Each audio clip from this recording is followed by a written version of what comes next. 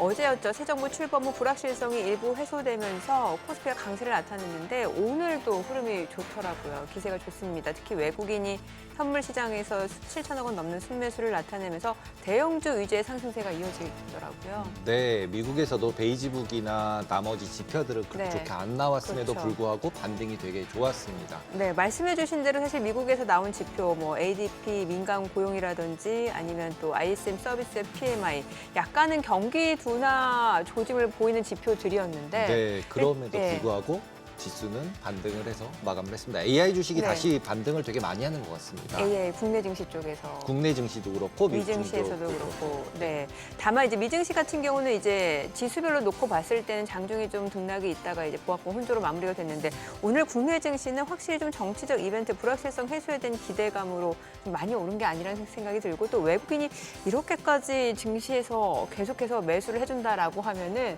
진짜 코스피 상천도 머지 않았을 것 같다는 생각, 네, 기대감도 가지게 네, 만드네요. 달러원 환율도 네. 굉장히 원화가 강세를 보이고 있어서 외국인들이 들어오고 있는 것은 맞는 것 같습니다.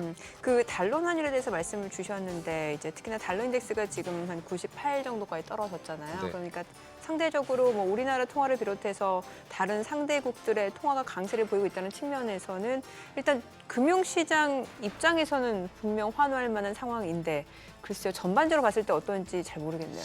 일단은 환율이 밑달러가 원래 약세였을 때가 네. 이머징 마켓들, 그러니까 미국을 제외한 나머지 마켓들의 주식 시장이 좋았던 기억이 있습니다. 그래서 기본적으로 지금 미국이 원하는 바가 달러 약세다라고 얘기를 하잖아요. 네. 그래서 그게 너무 속도가 빠르지 않게 달러 약세가 되고 그다음에 우리나라 원화나 엔화 같은 경우가 조금만 방향을 맞춰준다면 외국인들의 매수가 지속될 가능성도 있다고 생각이 듭니다. 네. 자, 뭐 국내 증시는 이러한 부분에서도 시장이 상승을 보여준다라고 해석이 가능할 것 같은데 글로벌리 지금 가장 큰 이슈는 이제 트럼프의 관세 정책 그리고 감세안 이 두 가지가 아닐까 싶거든요. 네, 맞습니다. 예.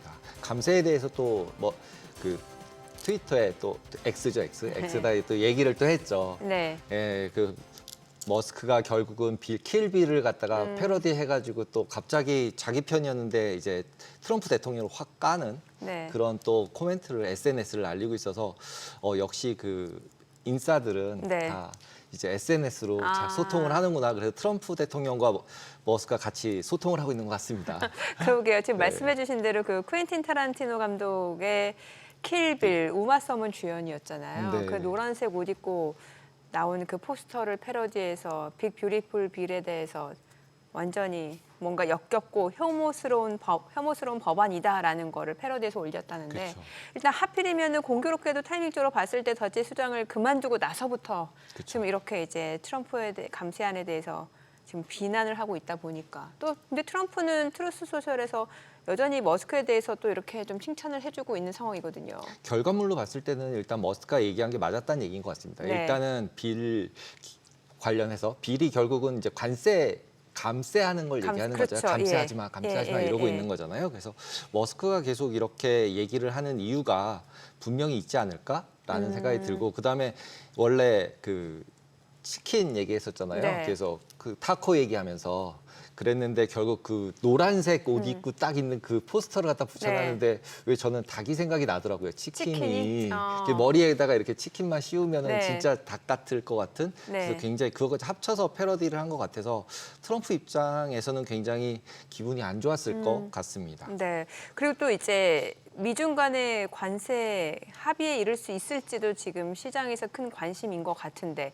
트럼프가 트루스 소셜의 시진핑 주석에 대해서 나는 예전에도 그랬고 지금도 그렇고 좋아한다. 그러니까 그런데 이제 딜하기에는 익스트림리 하드라고 했잖아요. 어렵다. 네, 그러니까 이거는 또 어떤 걸 의미하고 어떤 부분을 시사하는지에 대해서 여러 가지 해석들이 나오더라고요. 근데 일단은 뭐 그냥 액면 그대로 문자 네. 그대로 해석을 해보면 트럼프 대통령이 계속 러브콜을 날리는데 대답을 안 하고 계신 그 시진핑 주석인 네네. 거죠. 네. 그런 상황이라고 봐야 될 것 같습니다. 그리고 일단은 미국이나 중국이나 방법이 한쪽은 탑다운이고 예. 한쪽은 버텀업이잖아요. 그러니까 네네. 밑에서 다 해서 올리면 난 사인만 할 거야라는 시진핑과 네. 그냥 내 맘대로 해가지고 위에서 그냥 내가 딱 말해 놓으면은 밑에서 그냥 그대로 따라가는 형태의 미국과 이 두 가지가 결국은 이제 뭐 믹스되어 있는 상태여서 합의 보기는 그렇게 쉽지 않지 않을까라고 생각이 듭니다. 지금 화면에도 나와요. 지금 보면은 이제 트럼프 대통령이 시진핑 주석에 대해서 트루스 소셜에 올린 글입니다. 이게 저 원문이고 그쵸. 밑에 이제 해석이 나오고 있는데 터프. 터프하고 저희 나오네요. 익스트림리 하더라고 또. 네. 일단은 뭐 지금 이번 주 안에 이제 시진핑과 트럼프가 과연 구체적인 통화를 하는지 여부 중요할 것 같고 네, 또 맞습니다. 실질적인 대면까지는 얼마나 걸릴지도 그 추이는 좀 지켜볼 필요가 있어 보이네요. 10월 달까지만 돼도 다행 아닌가요? 다들 그 얘기 하더라고요. 네, 다행일 것 같습니다. 네. 자, 지금 보시고 계신 머니쇼는 SBS 비즈액과 유튜브에서 실시간 시청이 가능합니다. 더 많은 국내 주식 정보 받아보실 분들은 카카오톡 채널 머니랩 추가하시기 바랍니다. 자, 오늘 증시 인사이트 출연자 모셔볼까요? 네, 신영증권 리센터 김학균 센터장 모셨습니다. 어서 오세요. 안녕하세요. 네. 숨 좀 돌릴 시간 드릴까요? 아닙니다. 늦게 온 사람 입장에서 네. 어저께 실질적으로 나스닥이랑 그다음에 다우랑 좀 방향이 반대였잖아요. 러셀도 그렇고요. 네. 그 얘기는 결국은 지표들로 봐서는 약간 둔화되는 경기 둔화되거나 침체 쪽으로 좀 가는 모양새를 보였는데 AI 관련돼 있는 메타 등등은 또 상승을 보였어요. 그래서 둘이 다시 또 이게 양극화가 더 되는 건가 이런 생각이 드는데 그 방향은 어떻게 보시나요? 근데 그 AI로 대표되는 성장주 중에서도 지금 메타, 넷플릭스 잘 나가고 있고, 근데 엔비디아는 고점 대비 조정을 좀 받는 모습이고요. 네. 테슬라도 그렇고. 그래서 지금 미국 시장은 추세가 뭐 꺾였다 이렇게 말하기는 어렵지만 작년까지 나타났던 일방 독주 여기에서는 조금 흔들리는 것 같습니다. 올해만 보더라도 우리가 뭐 국장 탈출은 지능순 이런 얘기 했었는데 한국 시장의 성과가 미국보다 연간 훨씬 낮거든요. 그러다 보니까 이제 미국의 증시나 경제가 꺾였다 이렇게 보기는 어렵지만은 조금 이제 작년까지와는 좀 다른 모습이 나타나고 있다고 봐야 될 것 같습니다. 네. 간밤 이제 뉴욕 증시 봤을 때는 일단은 뭐 중요한 지표 이번 주에 뭐 고용 지표 또 체크해 보셔야 된다고 했는데 이제 ADP 민간 고용 같은 경우는 2년 네. 만에 최저 수준이었고 또 여기에다가 ISM 서비스업 PMI도 이게 50 미치면 이제 위축이라고 하는데 참 49.9 이건 50이라 하기도 좀 애매하고 네. 예, 이러다 보니까는 이제 올해 연준의 금리 인하 가능성이 좀 더 높아진 상황이거든요. 오늘 새벽에 그래서 미국 국채 예. 금리가 꽤 많이 떨어졌는데요. 네. 지금 미국이 참 애매한 것 같아요. 네. 근데 경기가 꺾였다라고 말하기는 어려운데 뭔가 좀 확장세는 아닌 것 같은데요. 근데 말씀하신 것처럼 미국은 고용의 많은 부분은 사실 제조업이 아니고 서비스업이거든요. 네, 네. 이제 서비스 경기가 꺾이고 있다라고 하는 거는 이제 우리 시간으로 내일 밤에 5월 고용 지표 봐야 되겠습니다만은 뭐 경향적으로 보면 저는 미국 경기가 둔화되는 쪽으로 가지 않을까 그렇게 보고 있습니다. 최근에 뭐 소비 심리 지표라든가 소매 판매 지표 같은 것들도 좀 흔들렸거든요. 네네. 그러면 이제 미국은 작년 재작년에 이상 성장했는데 올해는 좀 경기는 둔화 쪽으로 가지 않을까 그렇게 보고 있습니다. 네. 지금 다른 나라들 특히 이제 유럽이나 일본 같은 경우는 금리가 또 같이 미국처럼 장기 금리가 다시 상승을 하고 있잖아요. 조금씩. 그런 와중에서 실제로 경기가 약간 둔화되는 모습을 보인다면 그게 이제 가속화될 수 있지 않을까요? 그러니까 지금 사실 금리는 경기가 좋을 때 네. 기업들의 투자가 늘고 사람들의 소비가 늘면서 돈의 가치 금리가 올라가는데 지금 유럽이나 미국에서 금리가 올라가는 거는 경기 요인이라기보다는 어떤 재정 적자에 대한 걱정, 재정 건전성에 대한 우려 때문에 금리가 올라가고 있는 거거든요. 그래서 저는 미국 경기가 하반기에 좀 둔화가 될 거다라고 생각하는 거는 뭐 오늘 새벽에 금리가 꽤 많이 떨어졌지만 10년물 금리가 작년 9월부터 미국 연준이 이제 금리를 낮췄죠. 그때 10년짜리 금리가 3.6%였습니다. 그리고 연준이 금리를 기준금리를 100bp 낮췄는데 그동안에 오히려 금리는 올라가서 지금 4.3, 4.4에서 움직이고 있거든요. 그래서 금리가 높게 오래 유지된다라는 거는 이건 뭐 좋은 모습이 아닙니다. 이게 자산 시장이나 소비에도 영향을 줄 가능성이 높기 때문에 미국은 제 생각에는 뭐 경기 둔화 가능성이 좀 높지 않을까 그렇게 봅니다. 네, 뭐 이러다 보니까 이제 트럼프가 파월한테 네. 계속해서 금리 인하를 지금 촉구하는 양상이고 또 뭐 트루스 소셜에도 지금 나오네요. ADP 수치 나왔는데 투레이트 파월에 대해서 유럽은 이미 9차례나 금리를 낮췄는데 너 지금 뭐 하냐 이거잖아요. 네. 예. 근데 뭐 미국은 유럽이 9차례 금리 낮추는 거는 뭐 작년에 거의 성장을 못했고 네네. 유럽 경제를 이끄는 독일은 작년과 재작년에 마이너스 성장했습니다. 근데 미국은 재작년에 2.9% 성장, 네. 작년에 2.8% 성장. 사실 뭐 미국은 경기의 사이클이 달랐기 때문에 뭐 유럽과 비교할 바는 아닌데, 근데 뭐 저런 걸 보면 참 놀랍긴 하죠. 금융시장에 있는 사람들도 노동부의 고용지표는 보지만 ADP 지표 같은 거는 뭐 그렇게 열심히 사실 안 보는 데이터인데 네. 이제 대통령이 저기 SNS에 올릴 정도로 신경을 많이 쓰고 있는 건 맞는 것 같은데 어쨌든 제가 이제 미국 경제 잠재 성장률이 한 2% 정도로 추정되거든요. 근데 작년에 2.8, 재작년에 2.9 했으면은 이상할 정도로 많이 성장한 겁니다. 그러면 왜 이렇게 많이 성장했냐? 제 생각에는 바이든 정부가 돈을 너무 많이 썼어요. GDP 대비 재정 적자가 한 7%까지 늘어났거든요. 지금 우크라이나와 전쟁하고 있는 러시아의 GDP 대비 재정 적자가 4%입니다. 근데 뭐 별일 없는 나라가 7%씩 쓰니까 사실 경기가 이상 과열이었거든요. 그렇게 보면 올해는 가만 놔둬도 경기가 순환적으로 둔화될 가능성이 높은데 특히 이제 재정 건전성에 대한 우려가 높아지면서 말씀드린 것처럼 장기 금리가 굉장히 높은 수준에서 오래 유지가 됐기 때문에 앞서 말씀드린 것처럼 지금 미국 경기가 꺾일 거라는 걱정은 많지만 단정적으로 꺾였다라고 말할 수 있는 지표들은 없거든요. 근데 예측을 하자면은 저는 뭐 연말로 갈수록 지표가 좀 둔화되는 모습이 가시적으로 나타나지 않을까 그렇게 보고 있습니다. 제가 조금 아까 이제 금리 다른 나라 금리 특히 일본 네네. 금리 말씀을 드렸는데 네. 일본 금리가 이제 거의 중국보다 장기 금리 더 높아지는 수준까지 올라오고 있잖아요. 그리고 이제 그런 상황에서 얘기가 계속되는 게 엔캐리 트레이드 청산이라는 단어만 나왔었는데 저는 오히려 엔캐리 청산보다 예전에 그 유럽에서 영국 금리 올리면서 네. 결국 이제 장기채 완전 크라이시스가 한 번 있었잖아요. 그랬죠. 벌써 몇 1년 전? 2022년 가을까지요. 가을에. 네. 그때처럼 일본 같은 경우도 이제 중소형 보험사나 네. 그다음에 중소형 은행들 이런 경우들에 있어서는 기본적으로 장기채를 많이 보유하고 있을 수밖에 없잖아요. 네. 그러면 똑같이 그런 유럽 같이 그런 이벤트가 발생할 가능성은 없나요? 그러니까 엔캐리 트레이드 청산이라기보다는 그렇죠. 오히려 그거 거꾸로 장기금리 올라가면서 금융기관 부실나고 이러면서 그럴 수 있죠. 그 이벤트가 또 전이 되면은 또 엔캐리 트레이드 청산까지 다 연결되면서 다 전 세계 시장이 망가질 수 있는 그런 블랙스완이 사실 아닐까. 뭐 금융기관들이 어느 정도 금리로 장기채를 보유하고 있는 우리가 알 수 있는 방법은 그쵸. 없는데 뭐 일본은 정부가 찍어내는 장기 국채를 대부분 일본 중앙은행 BOJ가 사고 또 일본의 보험사라든가 우체국 같은 데가 산 거기 때문에 일본은 지금 뭐 금리가 10년물이 한 1.5까지 갔죠. 이게 한 3, 4년 전에는 마이너스 여기서 놀던 금리거든요. 그렇게 본다 그러면 우리가 계측할 수는 없지만 금리나 환율이나 가파르게 올라가면 그거는 좀 불안 요인이 될 수가 있는 거거든요. 그래서 저는 뭐 이게 뭐 어느 정도 기준인지 저는 그 논거는 제가 잘 모르겠지만 외신에서 이제 읽은 자료는 10년짜리 금리가 2% 넘어가면 빠른 속도로 넘어가면 2022년 10월 달에 영국에서 나타났던 것과 같은 채권 시장의 교란이 뭐 일본에서도 나타날 수 있다라고 하는 이제 글을 본 기억이 나는데요. 저는 가파르게 올라가면 그런 걱정을 좀 저는 할 수 있다고 생각합니다. 그 전이가 될까요? 다른 나라로 전이될 가능성이 있는 건가요? 그러면?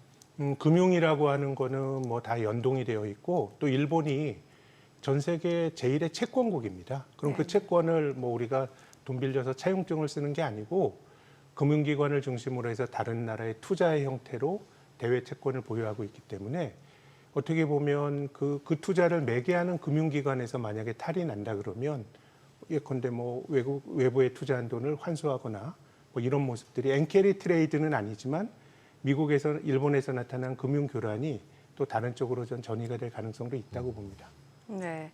그 최근에 증시 흐름은 보면 이제 트럼프 발언에 따라서 좀 변동성이 있었던 것 같은데 네. 지금 특히나 이번 주에는 이제 시진핑과 트럼프가 통화를 하는지 여부에 또 관심이 쏠리고 있는 상황이고 근데 최근에 보니까 그 센터장님 인터뷰를 보니까 4월 이후 어느 정도 무역과 관련해서 관세 리스크는 좀 소멸 국면이다 이런 의견을 갖고 계신 거 맞나요? 소멸이라는 말은 아마 안 했을 것 같고 그래요? 단지 이제 우리가 지금 4월에 봤던 게 네. 4월뿐만 아니라 바이든 행정부 때부터 한 5, 6년 진행되는 미국 주도의 이런 소위 말한 공급망 재편. 네, 네.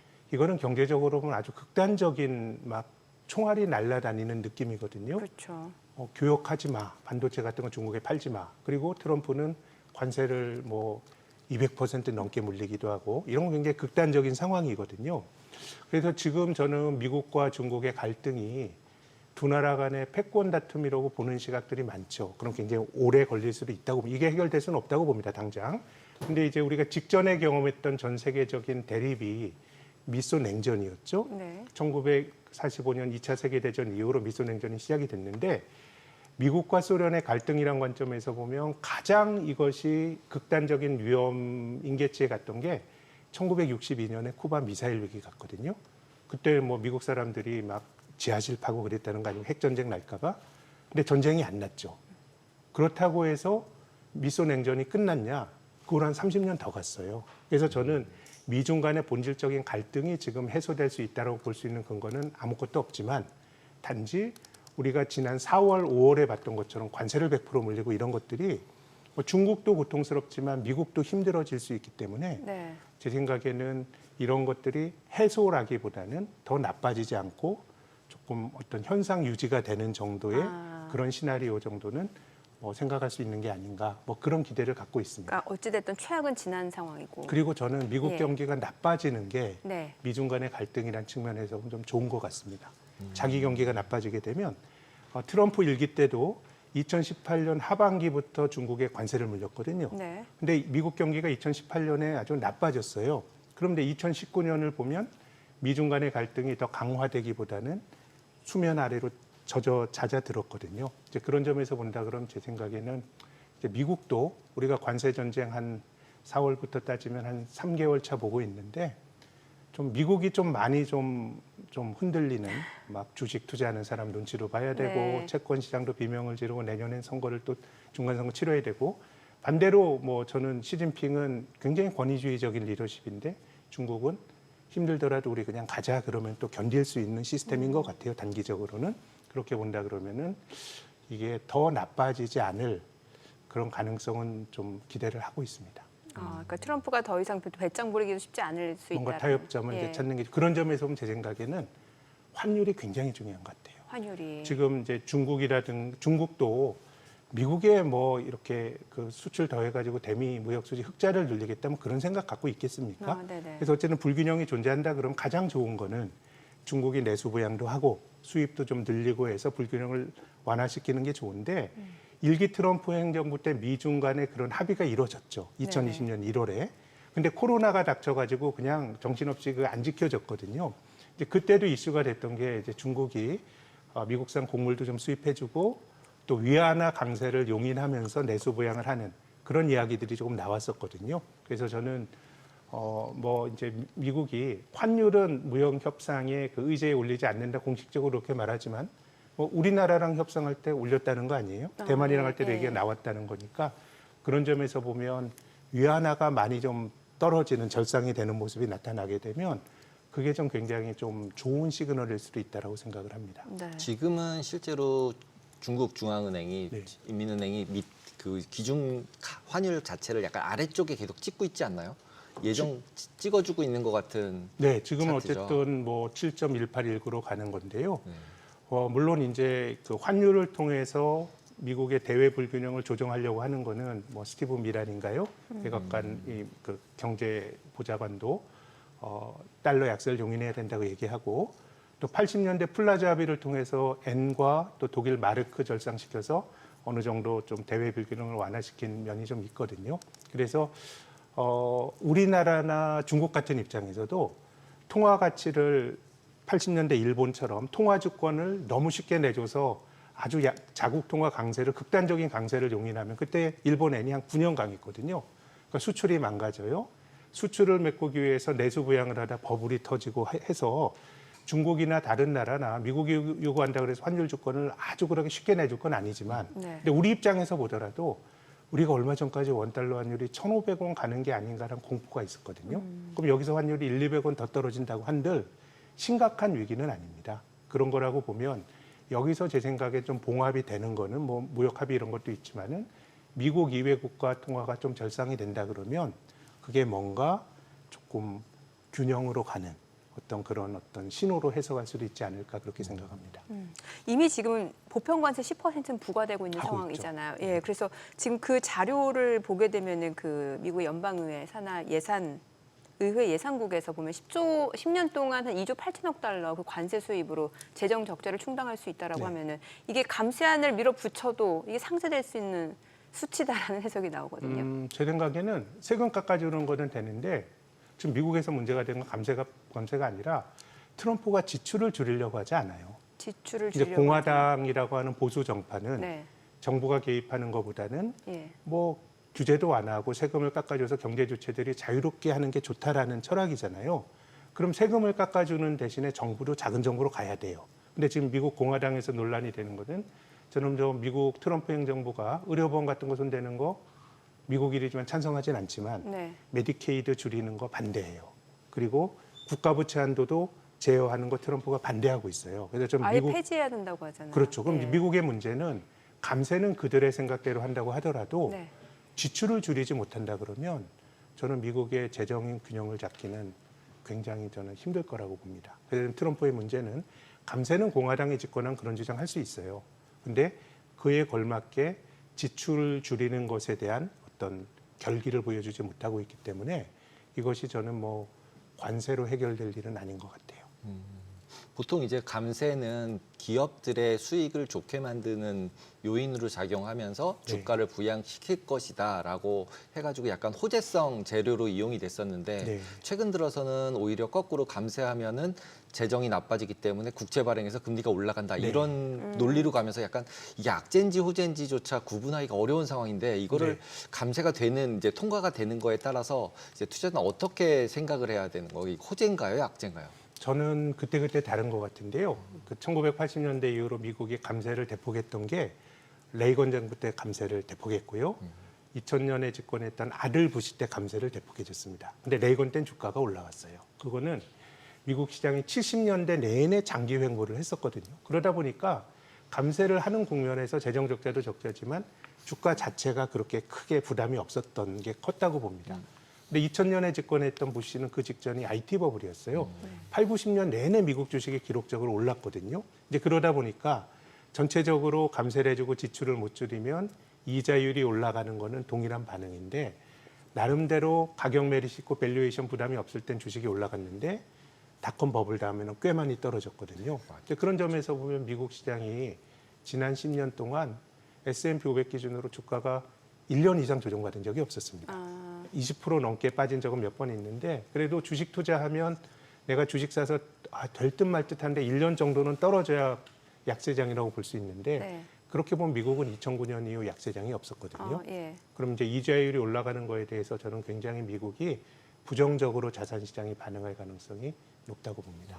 그 얘기는 미증 씨가 그동안 보여왔던 강세 흐름에서 좀 주춤하거나 기간 조정이 있을 수 있다 이런 말씀이신가요? 근데 기간 조정이 있겠습니까? 이렇게 올라가면 기간 조정은 아니고 확 조정을 내려가나요? 급하게 받죠. 이렇게 가파르게 올라간 주가가 마일드하게 조정받는 경우는 사실 별로 없기 때문에 미국은 저는 삐걱하게 되면 굉장히 가격 조정. 가격 조정이 크게 나타날 수도 있다고 봅니다. 또 그때 사면 되는 건가요?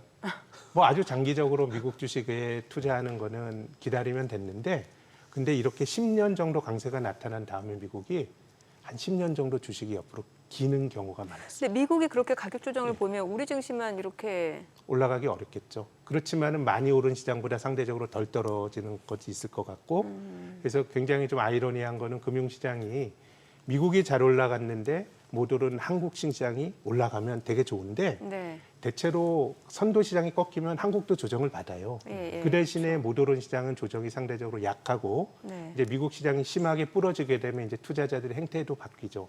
미국은 조정받을 때 다 사면 맞고 국장 탈출은 지능순이라고 받는데 미국에서 크게 손해를 보게 되면 이제 패러다임이 바뀌면서 못 오른 주식이 올라가는데요. 80년대는 미국 시장도 좋았지만 한국 시장이 미국보다 더 좋았고요. 90년대는 우리나라 외환위기 맞고 엉망이었지만 미국은 아주 좋았고 네. 2000년대 초반 10년은 우리가 지금 경험한 최근 10년에 그 이전의 10년은 코스피가 4배 오르는 동안에 미국은 박스권에서 머물렀기 때문에 저는 지금은 그래도 미국이 좋아 보이지만 역사적으로 보면 다 돌고 도는 거라고 생각합니다. 저는 그래도 약간 궁금한 게 네. 어찌됐건 지금 산업의 가장 중심은 이제 혁신을 주도하는 건 네. AI인데 AI 쪽 하면 지금 미국 빼고는 얘기할 그거는 수가 없잖아요. 산업이 성장한다는 것과 주식이 싸고 비싸는 전혀 다른 차원의 문제예요. 다 우리가 닷컴 버블이라고 얘기하죠. 네. 그때 버블이었어요. 근데 그때 닷컴 버블 주식을 샀던 사람들은 시간이 지나면 우리가 손편지도 안 쓰고 이메일 보내고 쇼핑도 컴퓨터에서 하는 세상을 꿈꿨습니다. 그럼 그 판단이 맞았잖아요. 우리 그 세상을 살잖아요. 그렇지만은 주식이라고 하는 거는 5년, 10년 후에 벌어질 일까지 기대를 다 충분히 투영하고 있다 그러면 지금 앵커님 말씀하신 것처럼 미국이 세상을 주도한다라고 하는 거는 좀 바뀌지 않을 것 같아요. 그렇지만 그렇다고 하더라도 그 주식이 앞으로 벌어들일 이익에 대한 기대를 많이 투영하고 있다 그러면 그럼 이제 거기서 주식이 또 도전에 직면할 수도 있다고 봅니다. 지금의 미국의 문제는 성장의 문제가 아니고 네. 이 주식이 성장에 대한 기대치를 얼마나 적절히 반영하고 있느냐가 우리가 미국 주식을 사면서 고민해야 될 부분이라고 봅니다. 근데 기본적으로 AI 같은 경우는 이제 다시 시작을 한 시점이 네. 생각을 해보면 중동에 가서 이제 엔비디아랑 다 데려가서 이제 데이터 센터 짓는다 그러면서 중국이 가지고 있던 헤게모니를 좀 가져온다라는 차원의 시작을 했는데 그러고 나서는 이제 알파벳이 IO데이 하면서 와 AI 쓰면 이렇게 바뀔 수 있어를 확실하게 보여주면서 구글이 반등세를 보였고 그러면서 이제 엔비디아가 중국에다 팔 수 있는 것도 끝까지 해볼게. 그리고 중국한테 못 팔았어도 실적은 잘 나왔어. 이렇게 얘기하면서 AI 쪽이 강세가 되면서 이제 러셀이나 다우 같이 경기 민감주들은 빠지고 나스닥 지수는 올라가는 모습을 최근에 한 그렇죠. 일주일 네. 보여주고 있잖아요. 그 얘기는 다시 이제 AI가 다시 이제 올라갈 수 있는 가능성을 제 생각에는 보여주는 게 AI가 아닌가요? 성장할 거다라고 하는 거는 그거는 크게 논란의 여지는 없는 것 네. 같아요. 근데 이제 우리가 성장주가 꺾일 때 모습이 예컨대 뭐 한국의 화장품 주식이나 아니면 우리가 15년 전에 글로벌 성장주였던 한국의 차화정이나 이런 게 꺾일 때는 사람들은 이 성장의 기울기가 굉장히 가파르게 계속 갈 거라는 기대가 지금 충만하거든요. 뭐 지금까지 또 그런 기대를 보여주는 건데 이제 중요한 거는 성장의 기울기가 꺾일 때 이제 시장은 좀 먼저 조정을 받는 경향들이 있었던 것 같고 지금 말씀하신 것처럼 어쨌든 경제도 그렇지만 미국의 빅테크 기업들도 너무나도 훌륭하고 아직까지 그로스가 나오는 거는 맞는 것 같은데 어쨌든 제가 드리고 싶은 말씀은 참 힘든 일이긴 한데 스토리는 되게 좋은데 결국 지금의 밸류에이션이 그 솔깃한 스토리를 얼마나 투영하고 있냐가 저는 미국 주식에 대해서 우리가 좀 고민해야 될 포인트라고 봅니다. 센터장님 말씀을 좀 들어보면은 지금 금융시장에 그러니까 주식 투자든 뭐 채권 투자든 지금 다 몸담고 있는 투자자 입장에서는 좀 약간 뭔가 리스크 관리가 필요한 시점인 건가 이런 생각이 들거든요. 아니죠. 그거는 그러니까 아니에요? 지금 투자는 늘 안전한 측이 없고 위험을 안고 하는 네네. 건데요. 단지 이제 우리가 갔던 주식이 갔던 자산이 이것만 계속하고 뭐 이런 거라기보다는 뭔가 좀 균형이 좀 필요한 거 아닌가. 이미 저는 한국 시장이 올해 그런 모습들을 좀 보여주고 있는 거 아닌가.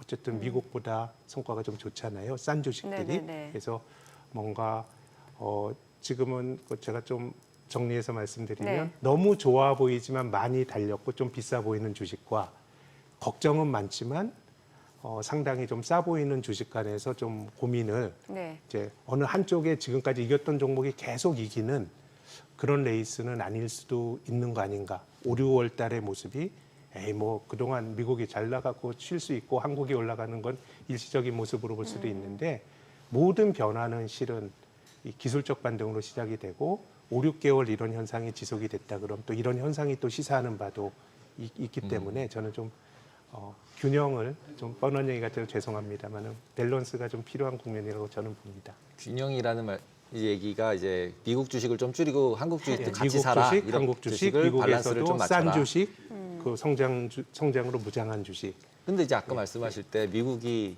이제 빠지면 네. 딴 나라도 가격 빠질 거라 조정이- 그랬으니까 네. 미국이든 한국이든 다 없어야 되는 거 아닌가요? 주식 그거는 비중을? 그러면 바닥을 잡을 수는 없어요. 바닥을 못 잡으니까 바닥을 우리가 비중을 잡을 수는 가지고 없고 있는다. 상대적으로 못 오른 주식은 덜 빠지고 하는 거니까 우리가 바닥을 잡을 수는 없으니까 그 치명상을 제 생각에 2, 3년을 보면 저도 뭐 미국 시장이 언제 빠질지 알 수는 없지만 혹시 올수를 조정해서 치명상을 좀 안 받는 게 만들려면. 그게 조금 중요한 거 아닌가 그런 말씀을 드리고 싶습니다. 네, 오늘 내용 잘 들었습니다. 네, 고맙습니다. 감사합니다.